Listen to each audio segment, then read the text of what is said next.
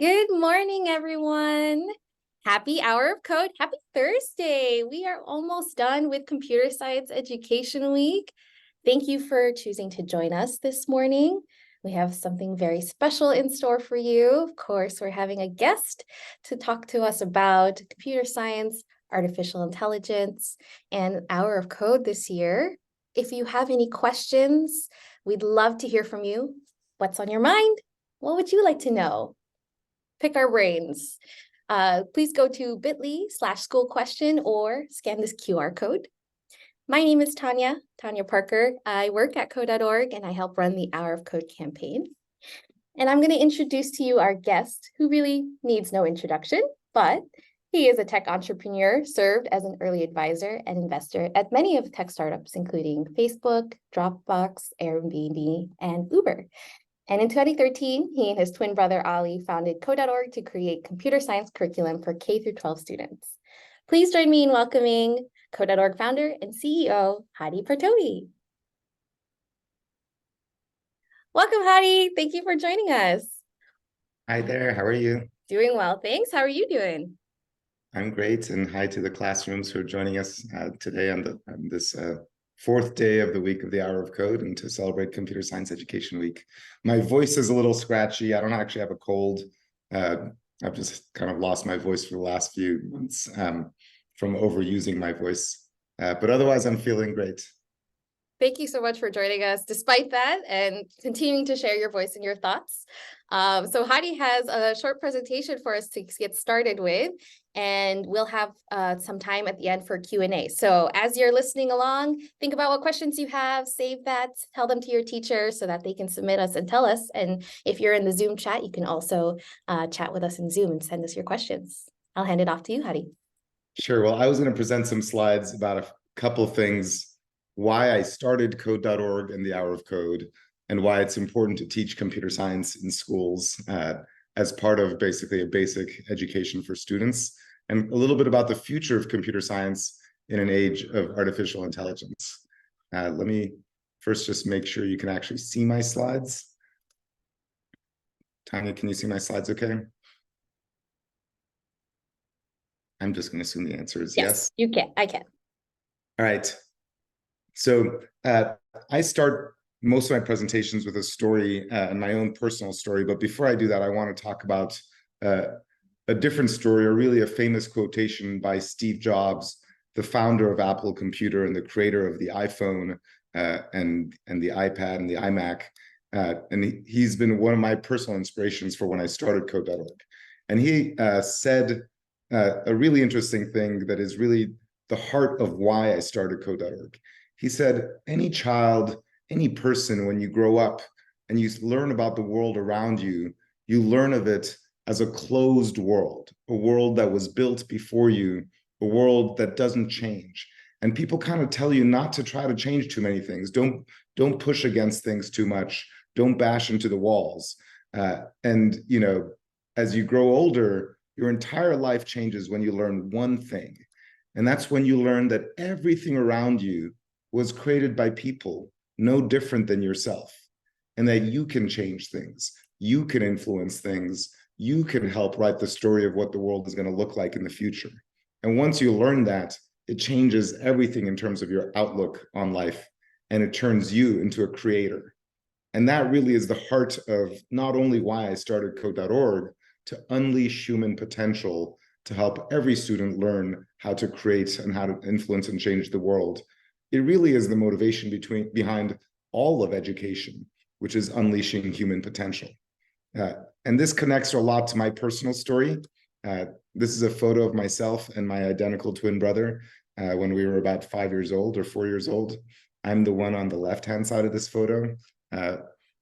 And when this photo was taken, we were living in Tehran, Iran, in the Middle East.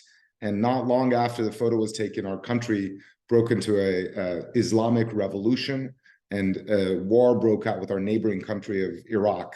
It was really a terrible place and time to grow up as a child. During the day, we were living in fear of the morality police. At night, we would go into the basements with kerosene lamps while they were bombing our neighborhoods. And, in the morning, we'd wake up and go to the roof to see whose houses were still standing. It was a really, really rough time. If you see images now of what's going on in the Middle East and Gaza, it was not very different than that. But my life changed dramatically when my father and mother brought home a magical gift for us. They gave us a computer, a Commodore 64. And at the time, I actually have an example of what this looks like. This was the nicest computer you could get. It was this big, and it had 64 kilobytes of RAM. This is like an actual Commodore 64, believe it or not. But that wasn't the magical gift. Because it didn't have any apps, it didn't have any games, you could almost do nothing with it. But the gift was a book, an introduction to basic programming and coding. And so they're living in a time of revolution and war. My escape from the world around me was to learn how to code. And I realized that with coding, you can bring your own dreams to life. You can create things, you can create games, apps, and that's how I got my start. And when my family came to the United States, we were immigrants.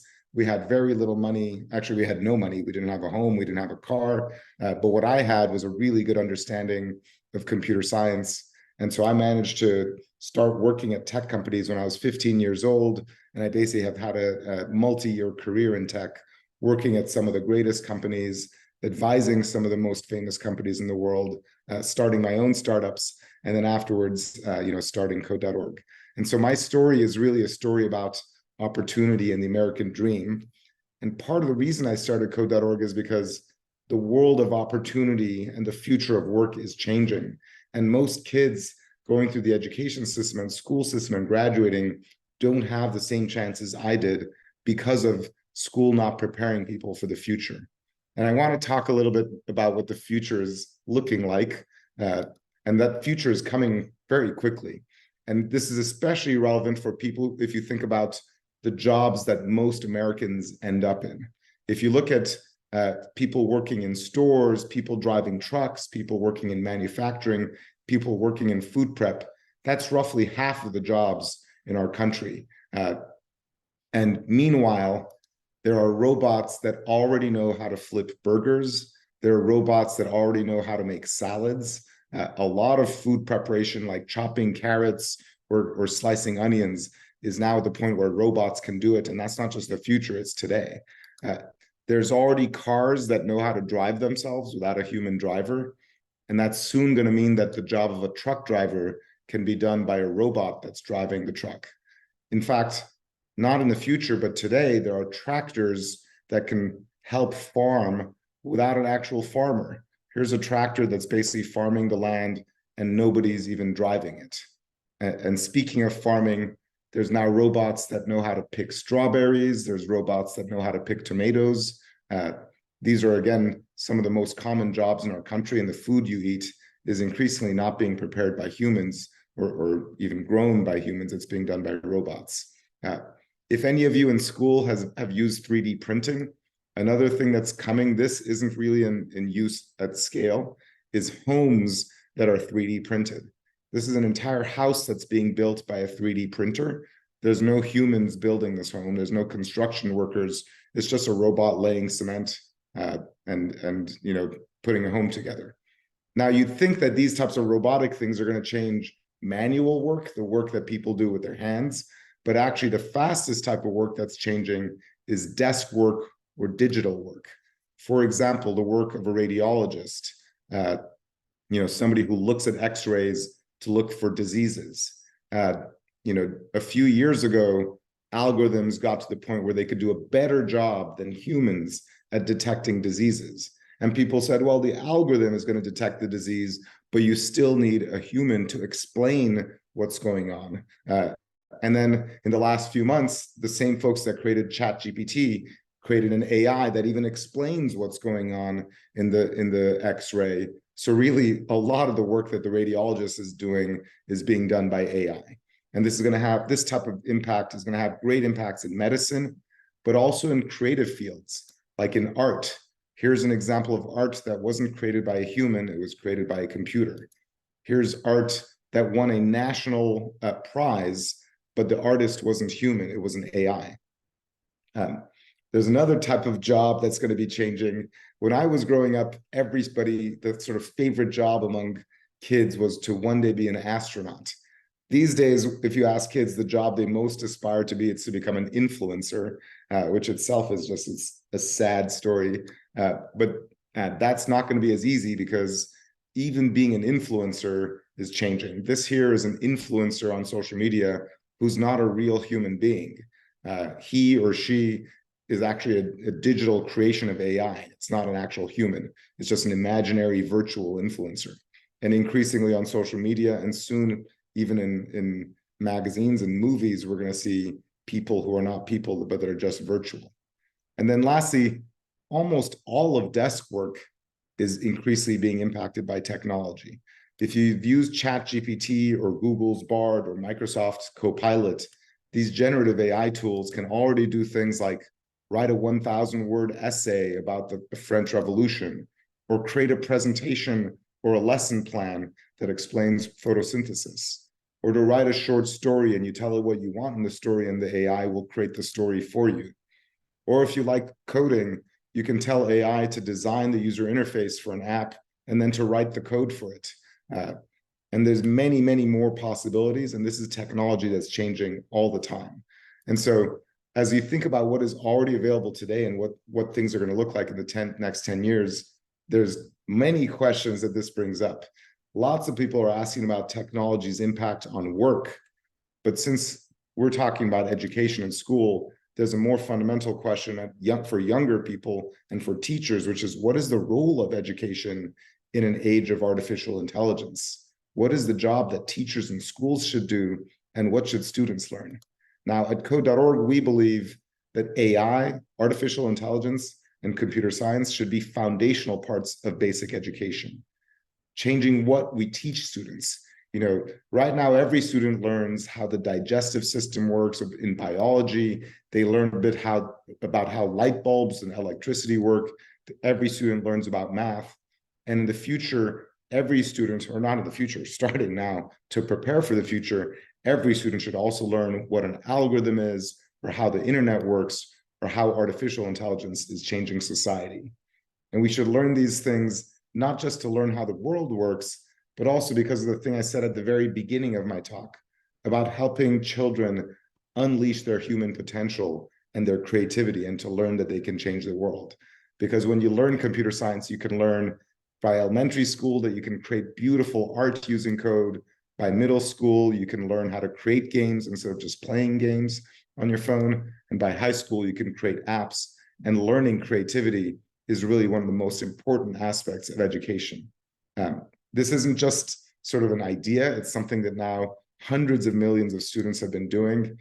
We've had so many amazing stories about students on code.org, like this kid, Dowdy Manigat, who built an app to help domestic abuse victims call for help, or Safi Sajani, who helped when the pandemic started. She created an app to find out which restaurants were open, or Spencer Applegate, who lives in one of the poorest towns in Kentucky, and he recreated the billion-dollar game of Tetris on code.org. Or Katie Clemens in Missouri, who created an app to help her friends diagnose their own mental health. These are just examples of over 100 million students who've used code.org to create. But the problem is that most schools don't teach computer science. Those of you who are joining this call right now, you're among the lucky few schools who do teach computer science. But this is something that collectively, thanks to the passion of millions of teachers, we are changing the education system. There's now over 80 million students learning on code.org right now, and of them, almost half are young women, half are from Black, Latino, or other underrepresented backgrounds, racially or ethnically. Almost half are low income, and collectively they've created over 250 million projects, almost 250 million projects created by the students on code.org. So this is really an amazing global movement. There are more students on code.org than there are in the entire United States. And to end my presentation, I just wanted to say a thank you to all of the teachers all around the world who have helped bring computer science to their classrooms to help us change the world of education. My life would have been incredibly different if I didn't have the basic understanding of computer science. And if I think about all the kids in the world, what would the world look like if every student had the same access that I had growing up, or that Dowdy Mani got, or Sophie Sarjani, or Spencer Parker, or Katie Clemens had? What would the world look like? And to answer that question, I have a very short video from students on code.org that I wanted to play for you. The world has some big problems. But I'm little, what can I do? Even when problems seem big, we can tackle them one step at a time. Our generation can help make a more prosperous, equitable, and sustainable world. I'm learning to code. I'm designing apps that solve local problems. I'm programming robots. I'm learning computer science to make change happen. Because with technology, We could build robots to clean the world's oceans. We can program drones to detect forest fires quickly. We can empower young women with digital skills and tools. We can program mobile apps to streamline farming in poor rural areas. We can use gene sequencing to diagnose diseases. And create personalized medicine to cure them. I'm little, but don't look at my size. Look at my potential. I can make change happen. I can make change happen. I can make change happen. I can make change happen.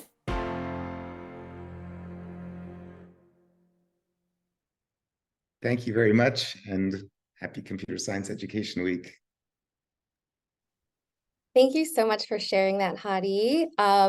I just wanted to also invite a few of the attendees here in this call. If you are interested in coming on camera and having I'm going to promote you as a panelist so that you can ask some of your questions live. Say hi to Hadi here. Do chat me if you're interested, and I will bring you up on screen. I'll give you a few minutes to prepare if you'd like. Just to get started, we had some follow-up questions on your presentation. So when you mentioned the robots that are taking over in farming, for example, or automated driving, do you think that AI technology will replace these jobs because there aren't people in these jobs anymore? So your question is AI going to take away people's jobs or replace jobs? There are some cases where AI is going to replace jobs, but much more commonly, jobs are going to be taken by people who know how to use AI. People who know how to use AI are going to take jobs away from people who don't know how to use AI. Artificial intelligence is quickly becoming one of the most powerful tools and giving people superpowers. And people who know how to use that superpower are going to be among the most valuable people in the workplace. That's part of why it's important to teach this as part of education.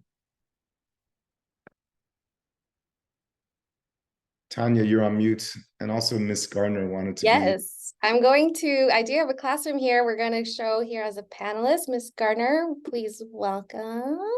Hopefully you saw that invitation, and we'll see you joining here in a second.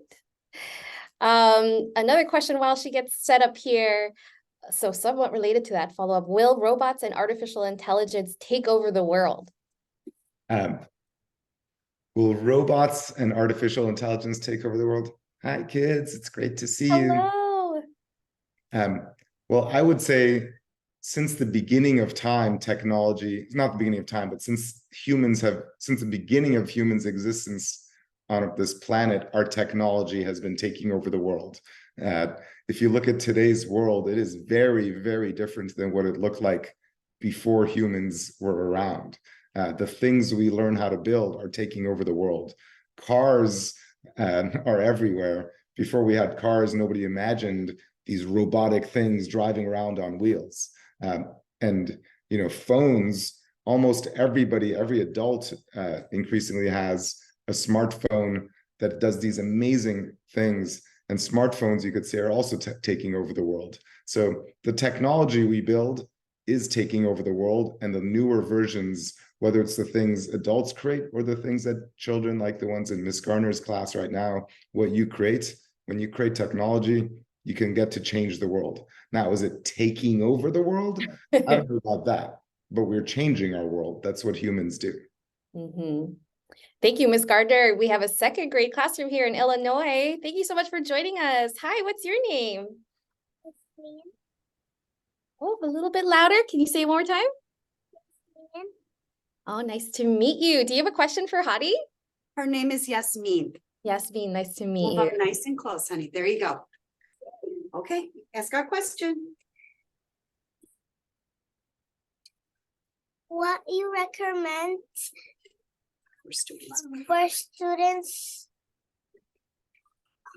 our age We're starting code. for starting code?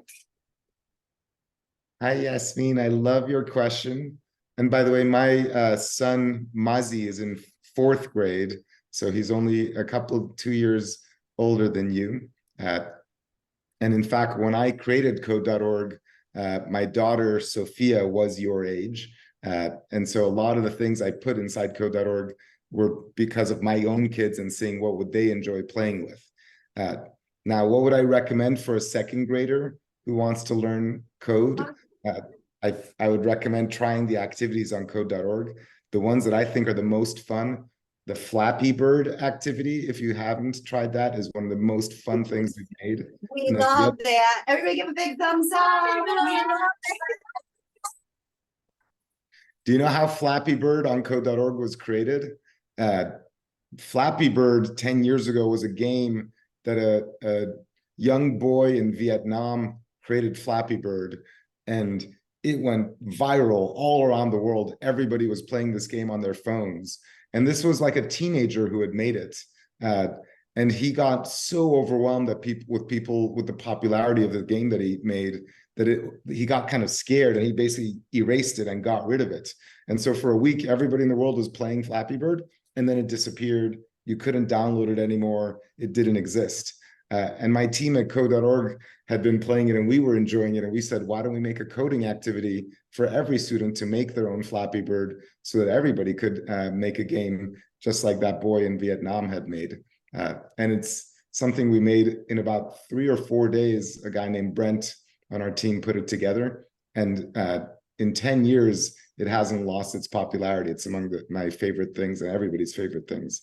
Besides Flappy Bird, I would suggest you try our dance party activity.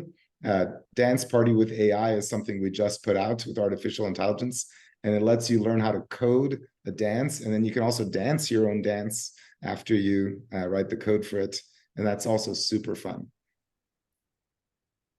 Thank you so much. So did you say thank you? Thank you. All right. Yes, We are loving code.org so much. They were so excited when they came in today. They said, are we going to play that Flappy Bird game again? And I said, yes, we are. So they are super excited. And I did show them dance parties. So that's our next job we're going to do. So we're doing exactly what he recommends us to do. Great job, everybody. Do you have someone else in your class with another question? Thank you, Yasmin. Someone else like to ask a question. Okay, come on up, Naomi. Okay.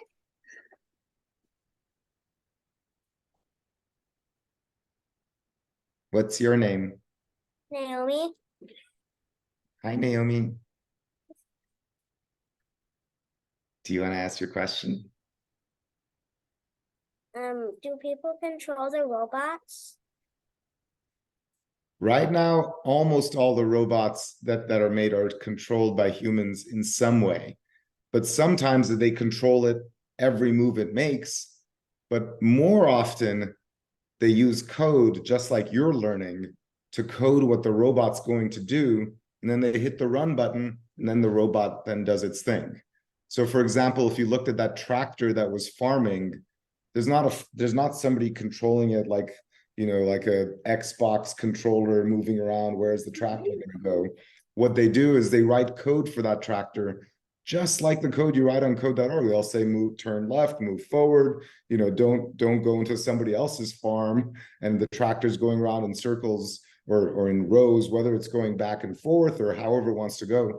The path that the tractor is taking is coded by somebody.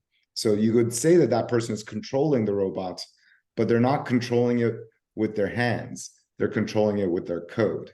And that's part of the reason why it's important to learn computer science and coding. A great question. Thank you, Naomi. Okay. Netta, did you want to ask a question, or should I let Moran go? Mom, why don't you come on up and you can think. Hi, Hi, what's your name? Maram. Hi, Maram. I have a question. Do you like Ninja Turtles or Mario Bros? That's a very important question. I don't know whether you're asking whether I personally do it or whether code.org does it. I haven't done Ninja Turtles, but I have done Mario Bros.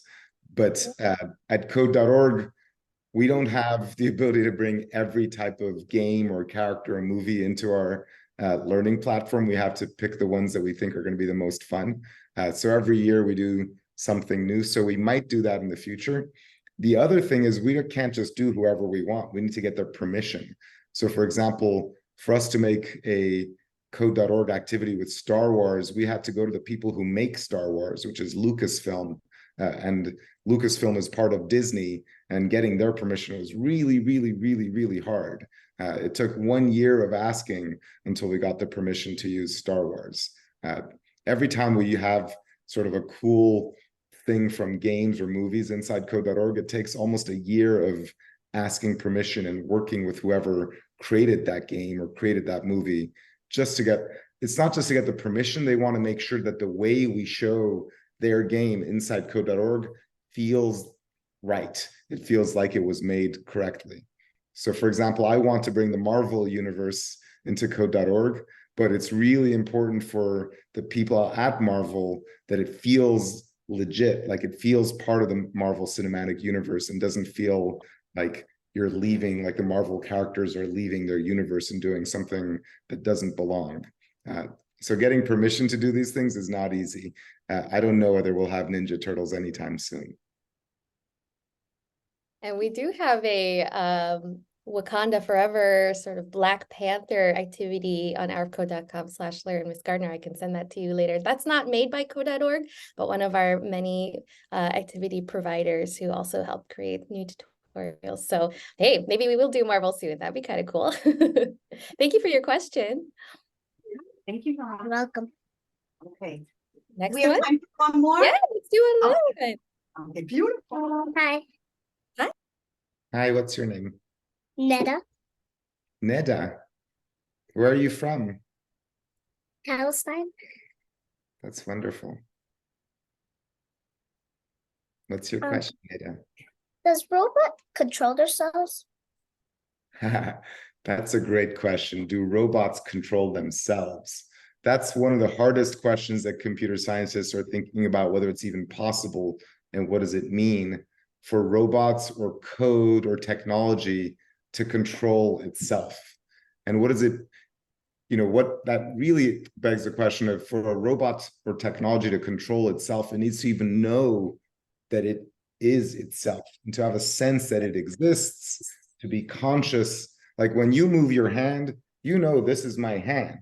Nobody's telling you, Neda, move your hand. You decide, I want to move my hand.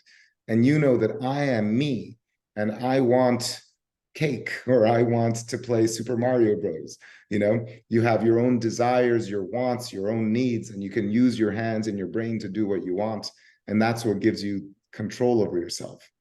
We have no idea yet how to do that inside code or inside a robot. So right now, there's no robot or technology that even knows that it exists, let alone having wants and needs or the ability to control itself. What we can do right now is make robots that look like that they know they exist. They seem to want to do things. And in fact, you can talk to computers and the computer might tell you, I know I'm a computer. I am alive. I want to do things. But does it actually know that it's a computer, or is it just telling you something that somebody else coded it to do? Right now, the robots and computers don't even know that they exist, and they don't even really know what that means. They don't have a sense of desire to do anything. They only do what we code them to do. Once the robots know that they exist and actually have their own desires or wants and needs to control things, the world is going to be very, very different. But that most people don't think that's going to happen for many, many decades. So 10, 20, 30 years. So you might be 40 years old when that happens. or even older. Wow. Thank you for your question. It was great to meet you. We could take one last question. Who'd like to come up? Hi, what's your name? My name is Elias. Nice to meet you, Elias. What's your question? So how do robots control themselves? Well, robots don't control themselves, but as I answered when Naomi asked about this, programmers like you, by writing code, can control robots. So next activity you do with Miss Garner coding on code.org, imagine that you're writing code to control a robot. What you see on the screen might just be a Flappy Bird, it might be something else, but the same code that you write is how people can code robots. People like you writing code are the ones that are controlling the robots. Wow, that's amazing. Isn't that amazing? Yeah. What do we say? Thank you, Ms. Garner's class, and thank you, students, for asking your wonderful questions. We're so glad you could join us.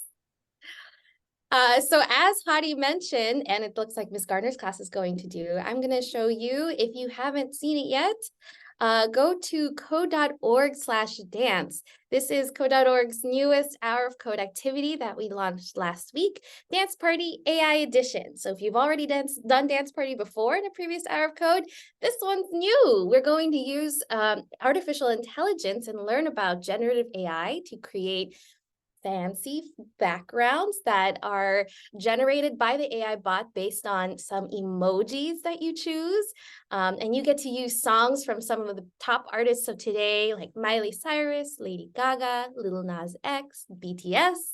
So hopefully you find a song that you really enjoy, make your own dance party with your characters dancing to that song, and you get to use AI to create a fun video for your dance. So check it out, and I'd love to see all of your dance parties. If you have permission from your parents or your teacher, please post on social media, tag us with #HourOfCode, and I'd love to see your dance moves. Let's give a big round of applause to Hadi. Thank you so much for joining us and for sharing your insights. And thank you again to Ms. Gardner and all of our viewers for joining us. Happy Hour of Code. Oh, Hadi, you're muted. One more thing. And also thank you to Ms. Conyers and Ms. Ryman and the other teachers who signed off in the last minute or so. Thank you. Enjoy. Bye. Bye.